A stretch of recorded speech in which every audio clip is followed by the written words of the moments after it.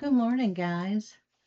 Okay, hopefully I've got this set up where you can see me and hear me.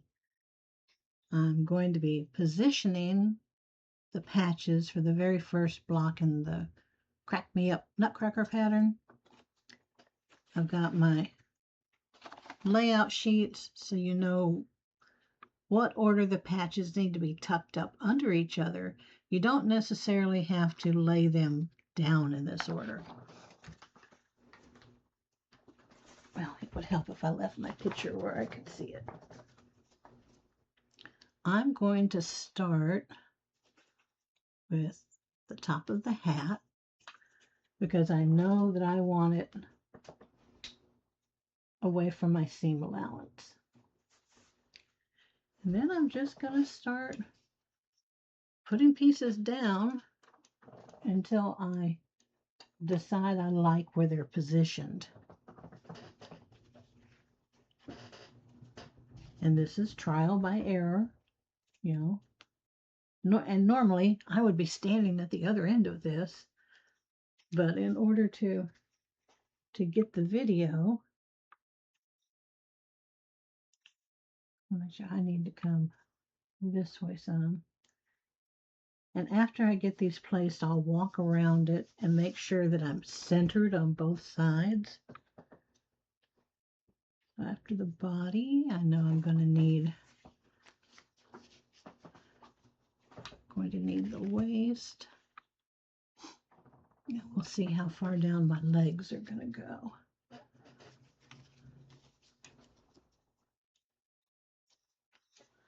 I know that I want the legs to be not quite to the end of my block.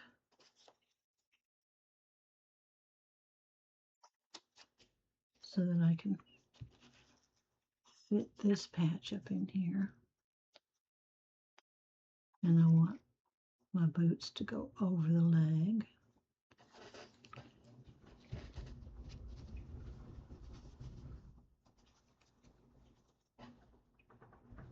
And I do want a gap in between the boots.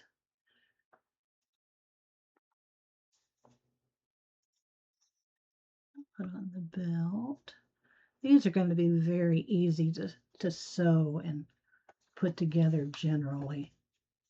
I like big pieces. And that still gives me, my rule of thumb is my thumb. I want my thumb, let's see right here, to be able to cover my seam allowance. All right, and I want this little bit to go under my belt. And then my laces.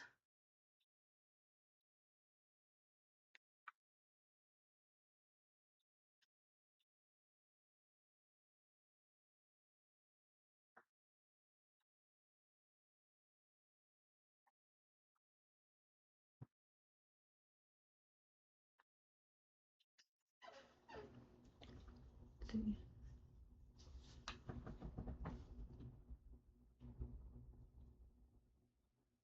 Want that down so I can bring this down farther.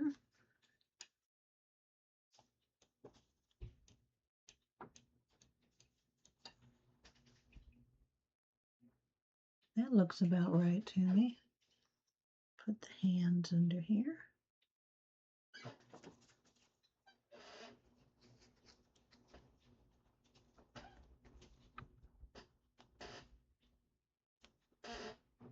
And let's build his face. On my noses, I'm using the same fabric that I have for my face. I just reversed it so it will give me a little bit of a color difference there. Make sure I get his mustache going the right direction. And the nose comes all the way up parallel with the start of the eyes.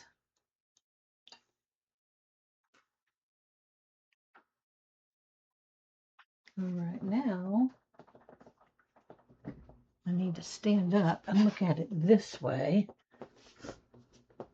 so I can see if I've gotten them straight or not. A little bit crooked up here.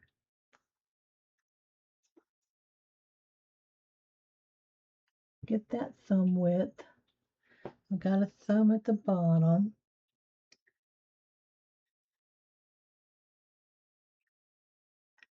And then once you're happy with it, it's time to iron it down.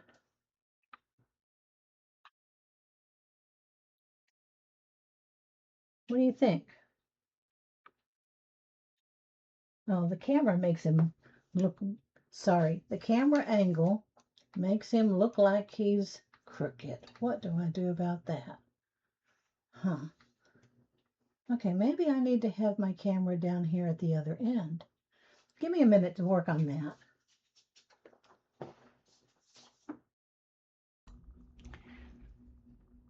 Okay, that looks better. You can actually see how he's laid out.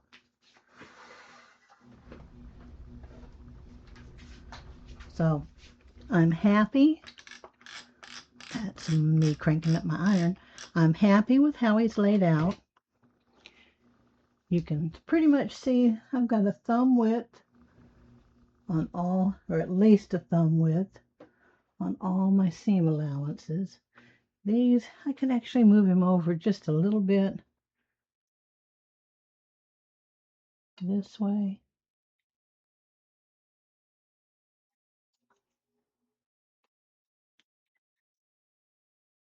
But I'm happy with that. And once you're happy with it, I've given you plenty of leeway in the patches. Like you see, there's a good inch in the legs.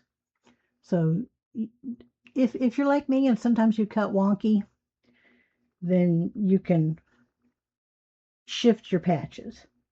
And if you feel like I've given you too much of a seam allowance and you don't want to stitch over that, feel free to trim it up. You're not going to hurt my feelings. Once you're happy with it, press him down. I usually start up here on the uppermost layers, and I give everything a once go, and then I'll go back over it again because I don't want those little pieces flipping up on me when I'm ironing. And I'm probably going to stitch this with a gray thread, a dark gray.